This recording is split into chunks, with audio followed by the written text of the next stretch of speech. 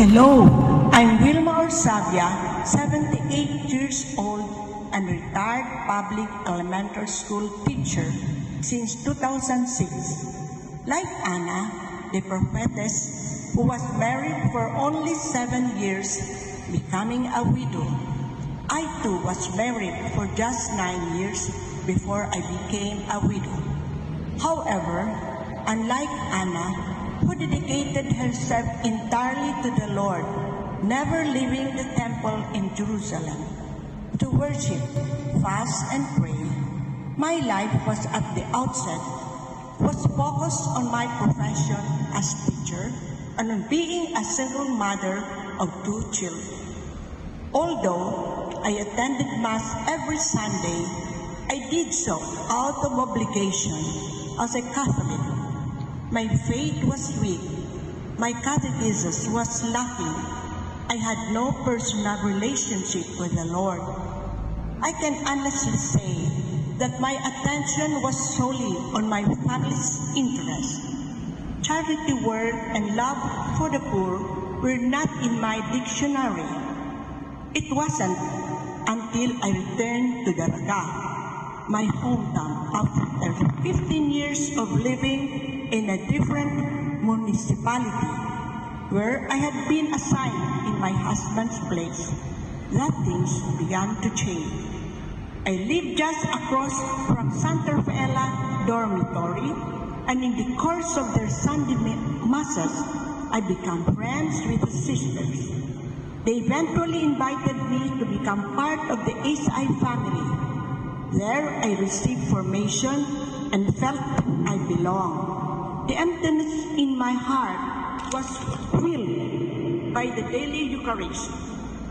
From being an ASI family member, I eventually became an ASI associate. Apart from teaching catechisms, one of my apostolates was volunteering as a porter an hour daily. I consider very meaningful that the portering area is located in front of the statue of Santa Rafaela. There, I felt her presence and began reflecting on her life deeply, eventually establishing a relation with her. I admire Santa Rafaela for her complete detachment, her humility despite her wealth, and above all, her deep love for the Eucharist. Now, I can honestly say that like Anna, the prophetess who never left the temple, I too have found my home in the Eucharist. Life is no longer possible for me without Jesus in the Eucharist, whom I receive daily at Mass and spend time adoring. With the help of the Eucharist and Santa Rafaela, I've learned to connect the love of God with the love of my neighbors. By God's grace, I was given the opportunity to offer my home to poor students, joy and fulfillment in it, lacking nothing. There was also a time when my granddaughter had severe food poisoning. I prayed to Santa Rafaela for her intercession, asking that my daughter be spared. And she was. Thank you, Santa Rafaela. Since then, their entire family had been praying Santa Rafaela's prayer, and even the children have memorized it. Santa Rafaela, thank you. You continue to bear much fruit. I am Elsie Dino Amor, 83 years old, a former professor at Bicol University. I am an ACI family member and a devotee of Santa Rafaela Maria. When the Santa Rafaela Maria Students' Homes was established in Sagpon, Daraga Albay in the 1990s, my family and I began attending daily masses and have since become friends of the ACI sisters. Over the years, I learned about Santa Rafaela Maria and her mission education in the service of the gospel. Perhaps my vocation as a teacher has drawn me closer to the heart of Santa Rafaela Maria. At one point, the ACI sisters invited my children to serve as a choir during Sunday Masses, a role they embraced with joy. Miracles often manifest in small, meaningful ways. I prayed to God through the intercession of Santa Rafaela Maria, and these prayers were graciously answered. My daughter and her family successfully migrated to Canada. My grandson Jethro, who was blessed with a full scholarship at Ateneo de Manila University, connected with the ACI sisters in Loyola Heights. He contributed his musical talent by composing songs for the 50th foundation anniversary of the ACI in the Philippines, including the song Ancilla and Let Us Sing Joyfully with lyrics by Sister Millet. Jethro will be completing his doctoral studies at Cambridge University in 2025. But my prayers do not end there. Every day, I continue to pray for my other children and grandchildren. My granddaughter, Maria Hanafe, who has microphthalmia with motor delay, has faced challenges that hindered her from attending regular classes for her age. Despite her condition, she has learned to walk, read, and sing beautifully. A prayerful and devout girl, she once expressed her desire to receive Holy Communion, and the Lord granted it through the ACI sisters. Then, the ACI sisters entrusted her with the mission of regularly singing the responsorial psalm at their masses, a role she had accepted with love and dedication. One of the most profound miracles in our family occurred recently on September 10, 2024. My granddaughter, 36 weeks pregnant, was rushed to the hospital and was diagnosed with pre-eclampsia. Overcome with worry, I turned to the image of Christ Jesus and prayed fervently to Santa Rafaela Maria, begging for her intercession to protect my granddaughter and her baby. I reached out to my brothers and sisters in the Santa Rafaela Maria family, asking for their prayers. After 18 hours of labor, the doctors determined that a C-section was necessary. With God's grace, a healthy baby boy was born, and my granddaughter recovered well after delivery. At that moment, I felt the comforting presence of Santa Rafaela Maria, who has been with us in prayer, interceding on our behalf. The words of Santa Rafaela Maria, God never abandons those who place their trust in Him, came alive for us that day.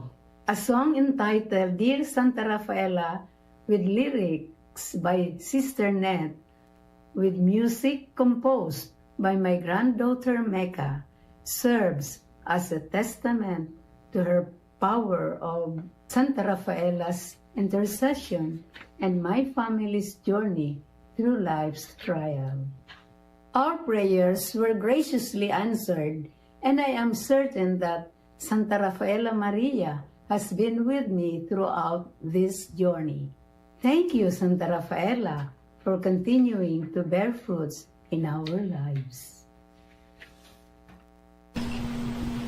Alright. Dahil dyan, Pakinggan natin ang susunod na ang third song. obra. What's your third song, Jethro? I made this for the ACI. ACI. Wow. It has something to do with Sacred Heart ba? It has. It's based on the life of Santa Rafaela. Oh, okay. Their foundress. Yeah.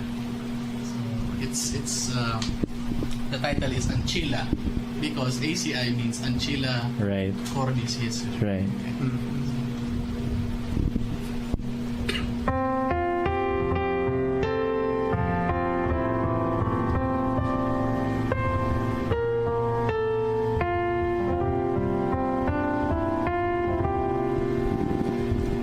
I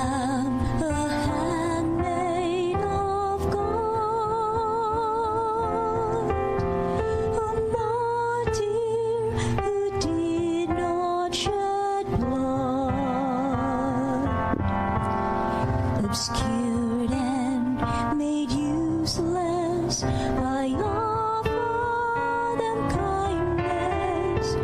I am a handmaid of God.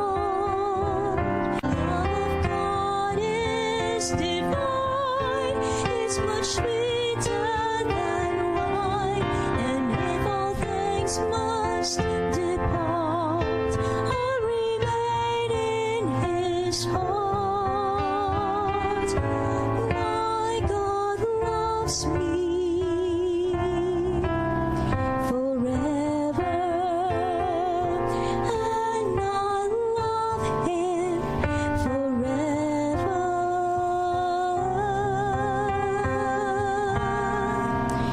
Amen.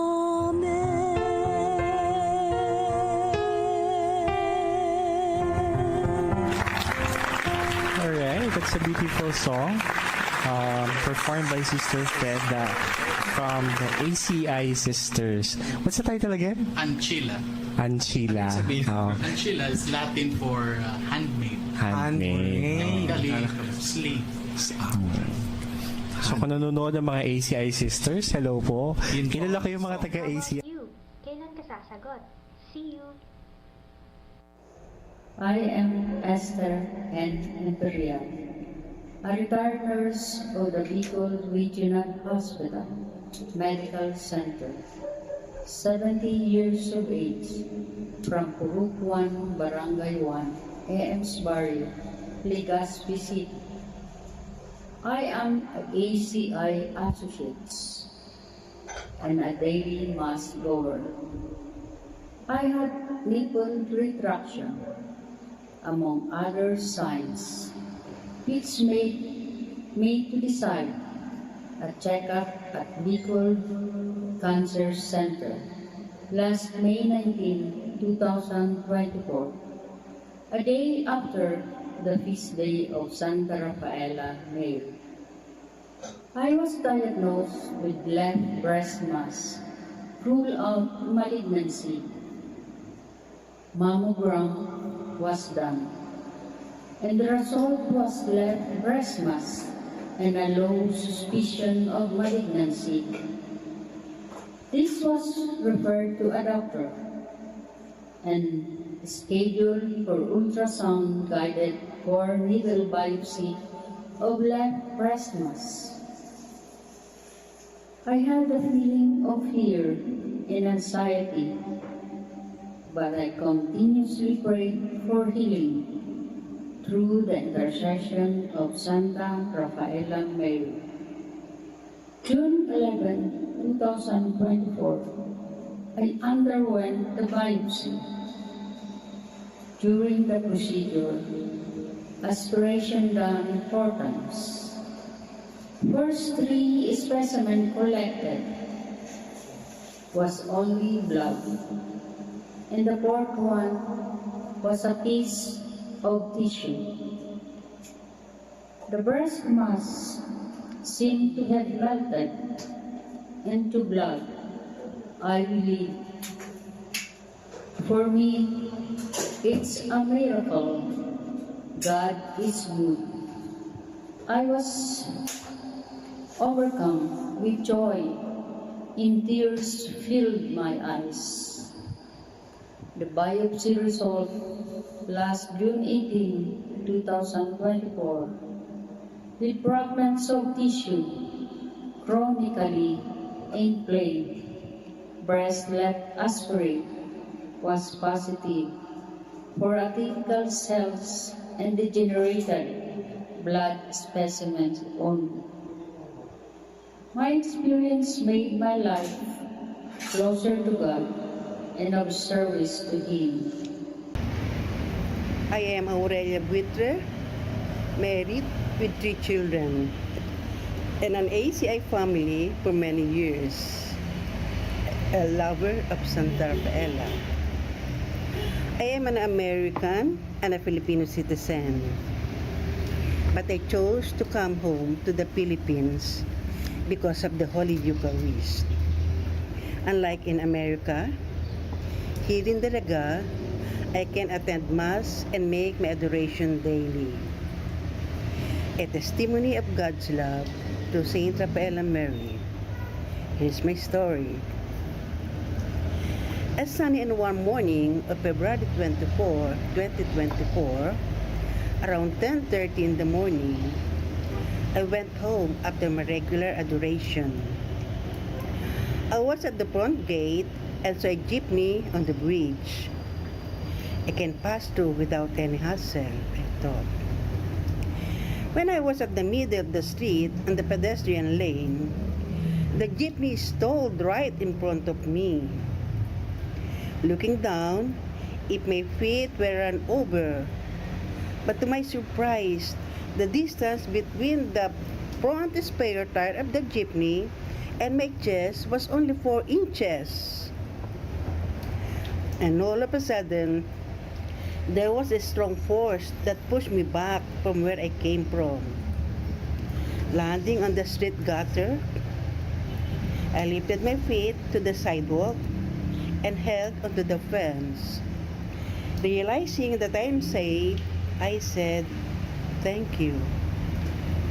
The streamer of Santa Rafaela is only a few inches behind me, the one that my husband and I hanged in January.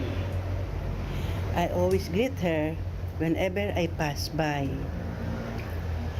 I noticed that there was already a traffic jam on the road, and I felt so embarrassed. So I signaled the driver to go, for he did not leave the incident area. I went back to the chapel and uttered my heartfelt thanksgiving to Santa Rafaela, to my guardian angel, who kept me from falling the stairs a few times, to our Blessed Mother Mary, and of course to our Lord Jesus Christ in the Blessed Sacrament. Finally, I remembered in one of Sister Ned's Advent recollection I attended, a voice told me, "I will not abandon you. I will always be here for you." Santa Rafaela Mary, pray for us. Noon ako maglaod di sa Santa Rafaela as ACI family. Digdi ako nakaukod kang pagpatawad, pagpangadji, pagpadaba sa kapwa, lalo na sa pagtaraning kong nangangaip. Pagpunto kang nag-join ako kang ACI family, nagkaigwa po, nagkaulugan ng buhay ko.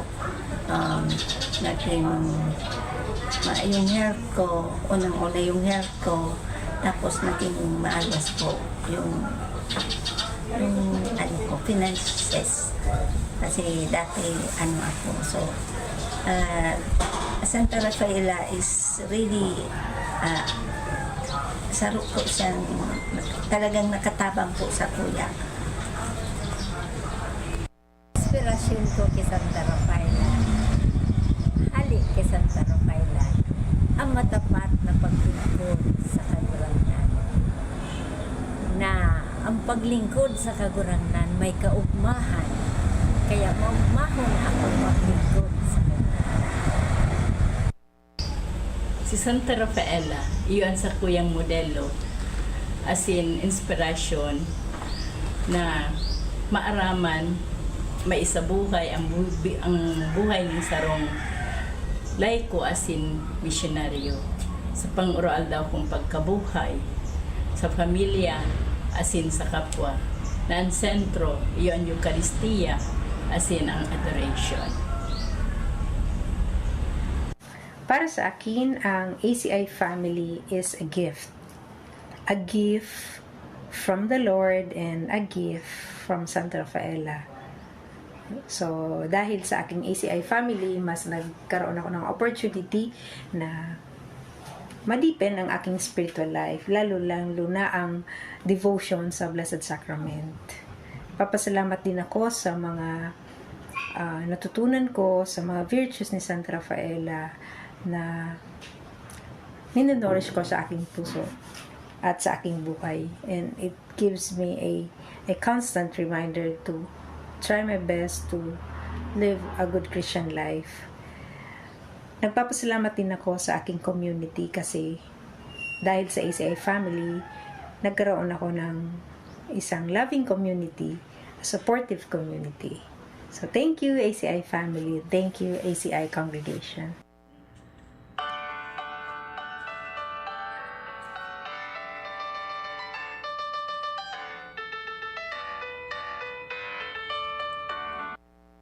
Listen and follow your heart, left and right. I can feel overhead, can be overhead.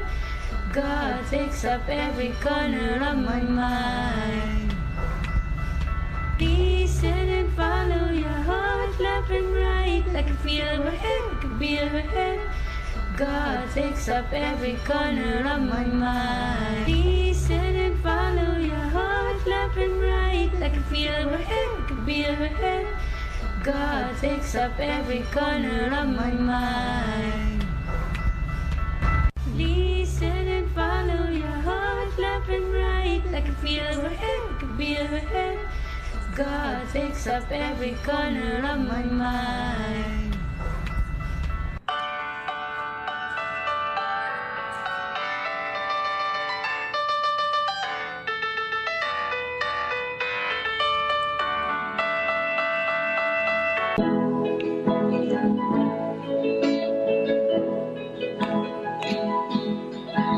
Trying to be a blessing to others, being there for them and simply being grateful for everything. After all, Eucharist means thanksgiving. When service becomes an overflow of a grateful heart, that is life.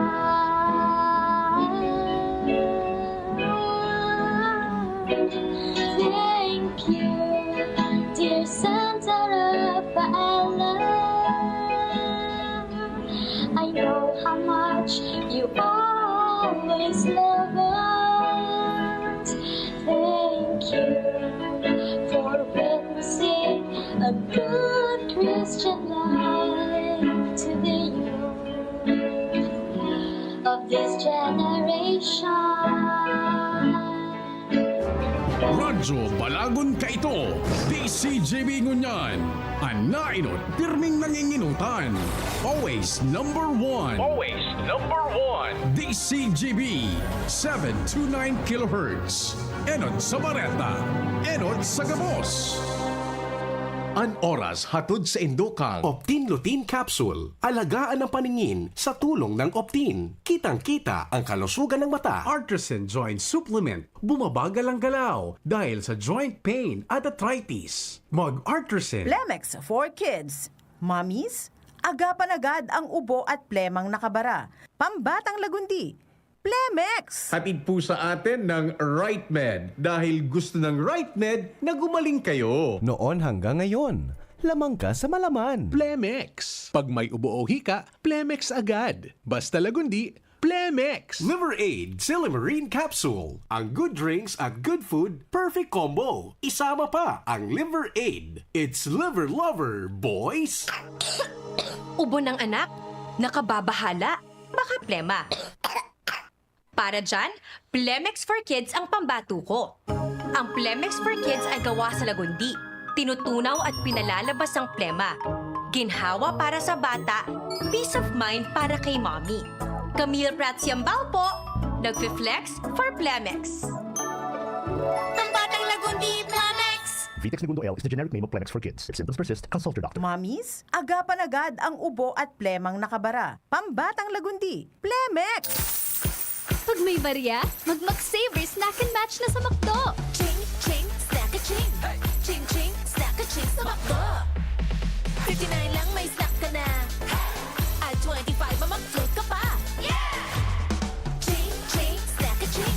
Enjoy McShaker fries, crispy chicken sandwich, and cheesy burger McDo for just 59 pesos each. Ching, ching, snack a ching sa McDo.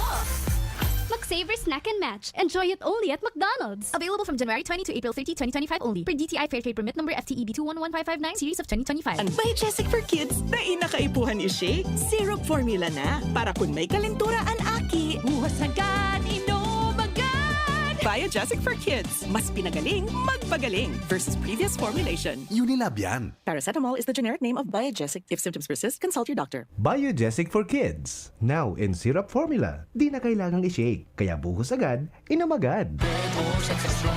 Ang numero unong kailangan sa ngayon, extra strong ka dapat para di ka mawasak ng anumang hamong ibigay sa'yo. Ang hanap ng Red Horse Beer, extra strong na tulad mo. Lakas. Tama. Kayang tumindig at harapin ang mga pagsubok na parating. Panatag ang loob na bukas na namnamin mo ang iyong tagumpay.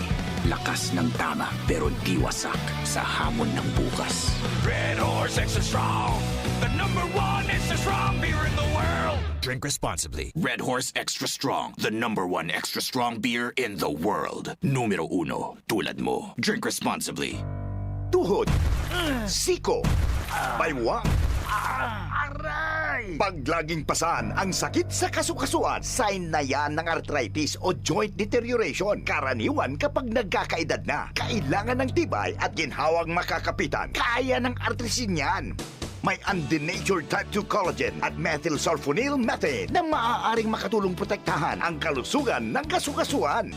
Make the right move. Uminom ng artrisin araw-araw. Mabibili ang artrisin sa mga leading drugstores nationwide. Mahalagang paalala, ang artrisin ay hindi gamot at hindi maaaring gamitin panggamot sa anumang uri ng sakit. Huwag baliwalain ang kirot na nararamdaman sa tuhod. Baka hindi lang yan joint pain, kundi sintomas ng arthritis. With proper diet and exercise, uminom ng artrisin. Ang artrisin ay undenatured type 2 collagen at methylsulfonyl methane supplement na maaaring makatulong protektahan ang kasukasuan. Ito ay may antioxidant at anti-inflammatory properties na tumutulong labanan ang epekto ng arthritis tulad ng pananakit ng kasukasuan, pagkasira ng buto at limitadong paggalaw. Sa tulong ng artrisin, maaring mas tumibay ang cartilage, ligaments, tendons at synovial fluid na bumubuo sa kasukasuan, mas flexible gumalaw, kayang-kaya maglakad o mag-jogging. Mabibili ang artrisin sa mga pangunahing butika nationwide. Make the right move.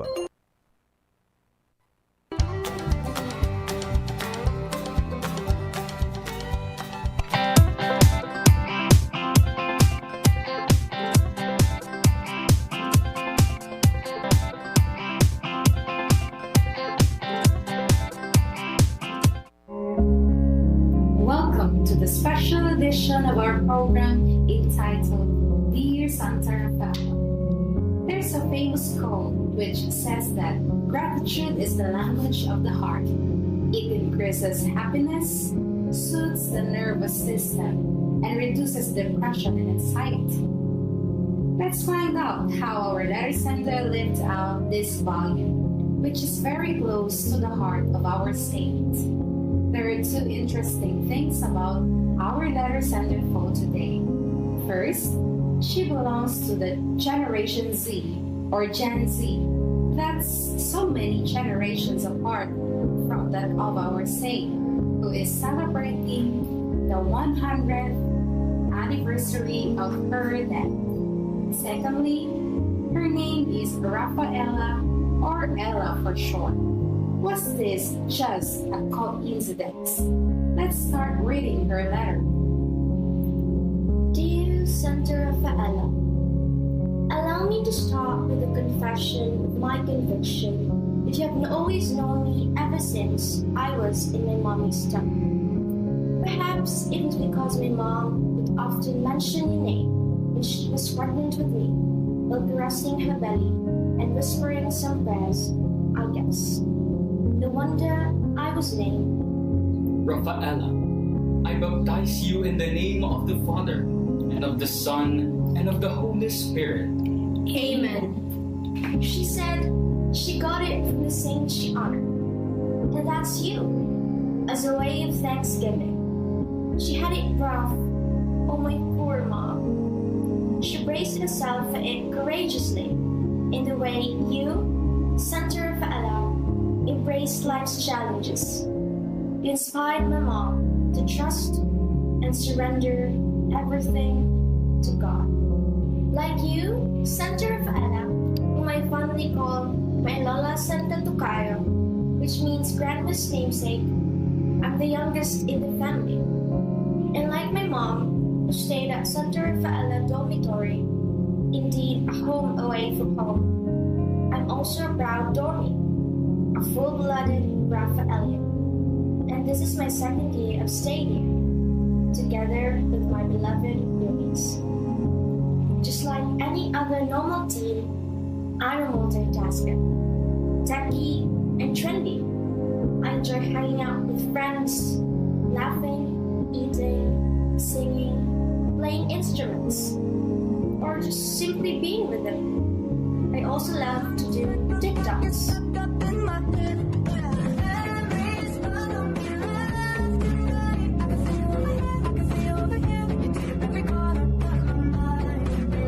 And watching K-pop and P-pop, of course.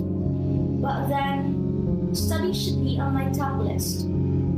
That's non-negotiable. Santa Rafaela, Lola Tucayo, you know what? I'm gonna share with you an experience that happened very recently. Yes, with my friends. It's kind of revealing a secret. To begin with, I'm grateful for the values that my mom and dad taught me. Well, back to that secret. We're actually playing games called Truth or Consequence. Ella, I'm just wondering, how come you stay happy even in situations that are not in your favor? Tell us! Tell us! Some would think that's already passing, but here's a thing in the past. Like it's boring and had lost its taste. It's only for the goody-goodies and not for them. The Eucharist is my secret weapon, my gem. It's the Eucharist. Yes, Jesus Eucharist. His real presence. The very essence. In this world full of deception, in all facets of life, no exception. Fake news and identities, relationships, losing its sanctity, and no stability at all.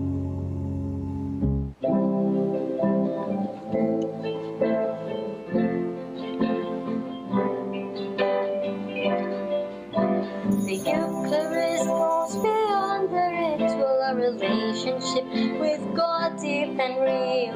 He is Emmanuel, He will accompany us, a friend and a guide that supplies. It's my daily dose of vitamin to face life amid its rigors, the troubles and the strife. Jesus, Eucharist, inspires me to save the many choices. What gives life and not death? Let out our voices. The Eucharist gives me an inner joy that the world cannot. A deliverer and guide of gladness. I tell you, it's a lot. Lola Tucayo, Santa Rafaela, I was still very little when my mom and dad would tag me along for Mass. They told me that you were only 7 years old when you had your first communion. Mom would always talk fondly about you. I remember her sharing with me your secret, which has become mine too. This is our secret, actually. I'm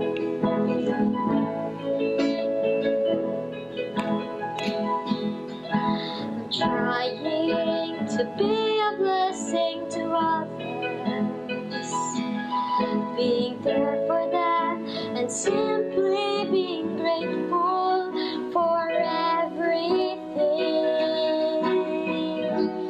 After all, Eucharist means thanksgiving. When surface becomes overflow of a grateful heart. That is life.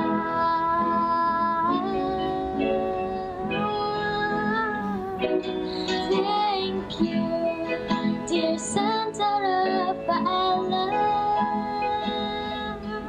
I know how much you always love us.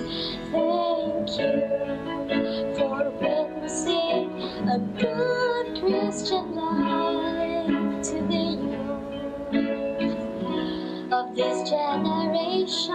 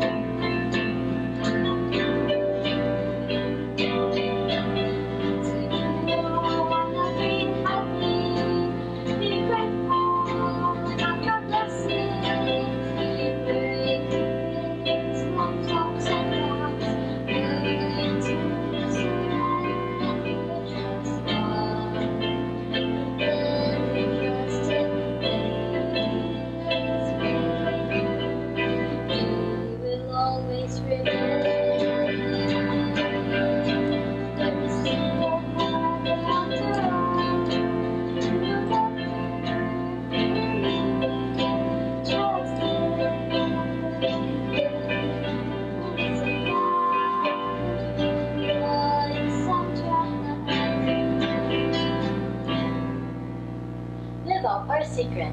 Enjoy life. Sing with us. It is the Eucharist. Yes, Jesus Eucharist.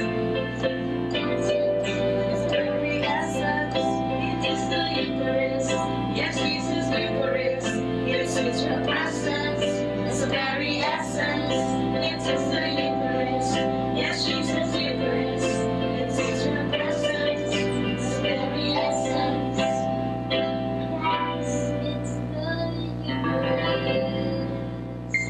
Come sing with us!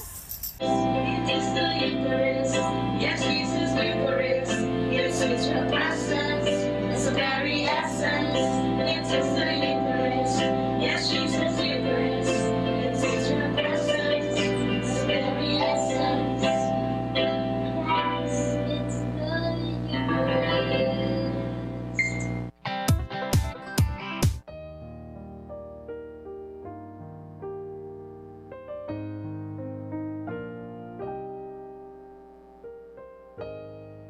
Pagkatapos manilbihan bilang local superior ng 10 taon at bilang superior general ng 6 na taon, dumating ang panahon na pinili ni Rafaela na bumitiw sa posisyon bilang superior general alang-alang sa kapayapaan at pagkakaisa. Sabi nila, life begins at 40. Subalit, 43 taon gulang lamang si Rafaela nang inumpisahan niya ang 32 taon ng kanyang hidden life sa Roma na malayo sa mga mata ng nakararami, kung saan di siya binigyan ng kahit na anong patungkulan o apostolado. Siya ay nagbibigay ng magandang halimbawa at inspirasyon sa lahat ng kanyang mga kasama at sa iba pa sa pamamagitan ng pagsusulat. Nang lumaon, marami ang hindi nakakakilala sa kanya na siya ang nagtatag ng kongregasyon na ito. Ngunit marami ang nakapansin na kakaiba ang kanyang pagkalinga at pagmamahal sa kongregasyon, katulad ng isang ina sa kanyang anak.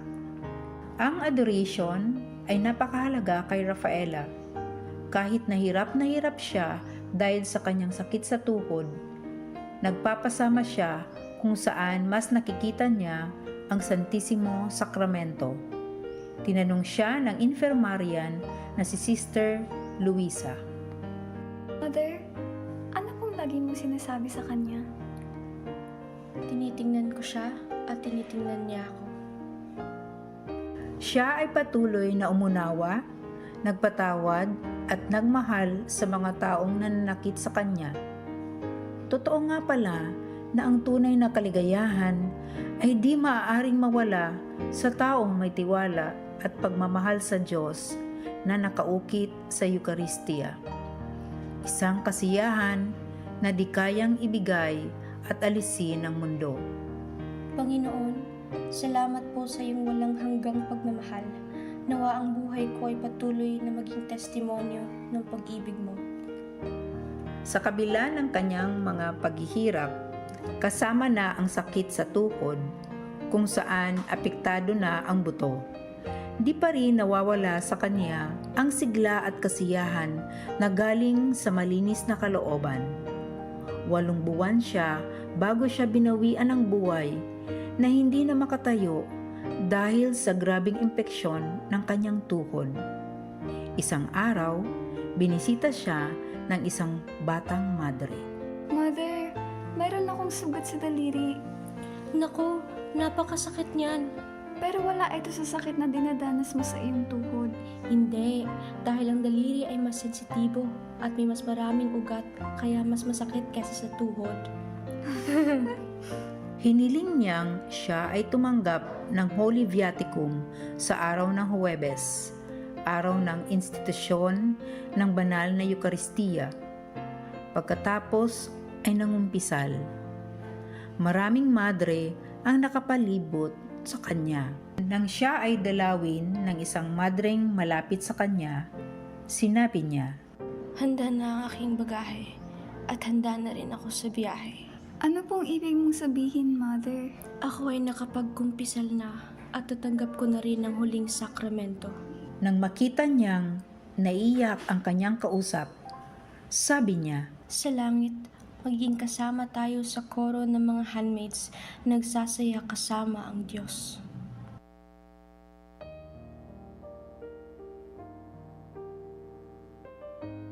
Mother, gusto mo bang lumisan kasama ang Ninyo Jesus? Opo.